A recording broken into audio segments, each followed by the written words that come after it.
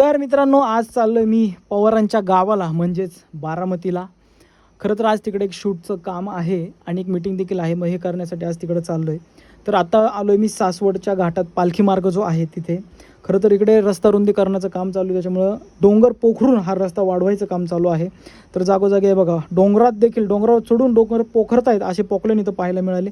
मग वाटेमध्ये मयुरेश्वराचं मंदिर होतं, मग त्याचं दर्शन घेतलं. म्हटलं चला अष्टविनायकापैकी आणखीन एका गणपतीचं दर्शन झालं.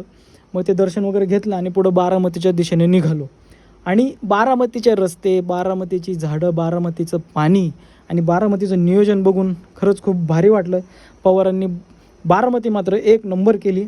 शेवटी शूटच्या लोकेशनच्या ठिकाणी पोहोचलो, पण तिकडे खूप पाऊस झाल्यामुळे गवत वगैरे आलं होतं आणि चिखल झालं होतं. खरं तर एका नर्सरीचं शूट होतं, त्याच्यामुळे तिथं आलो होतो, पण पाऊस वगैरे झाल्यामुळे प्रॉपर शूट नाही झालं. इकडे ड्रोनच लागणार होता. मग थोडं ड्रोनची कन्सेप्ट डोक्यामध्ये आले, म्हटलं काहीतरी करता येईल. मग सगळं काम वगैरे उरकलं आणि निघालो होतो. तर जाता जाता गोविंद बाग बघण्याचा योग आला. मग तिथून पुढं आल्यानंतर जेजुरीचं मंदिर असेल ते खालून पायथ्यावरूनच पाहिलं. म्हटलं चला आता उशीर झाला, थोडं पुढं जाऊयात. पुढं आल्यानंतर सासवड घाटामध्ये आलो, त्यावर खूप जोरदार पाऊस आणि रस्त्याचं काम चालू होतं, त्याच्यामुळे खूप सारं ट्रॅफिक होतं. हे बघा, हा जोरदार पाऊस, रस्त्याचं काम, सगळं रस्त्यावरती चिखल होता. हे पार करत करत शेवटी आणखीन गर्दीच्या ठिकाणी, ट्रॅफिकच्या ठिकाणी आलो, ते म्हणजे पुण्यात आलो. आणि म्हटलं आता इथं वेळ जाणार. मग आता शेवटी मी ट्रॅफिकमधून रस्ता काढत काढत घरापर्यंत पोहोचतोय. तोपर्यंत तुम्ही मला फॉलो करून घ्या.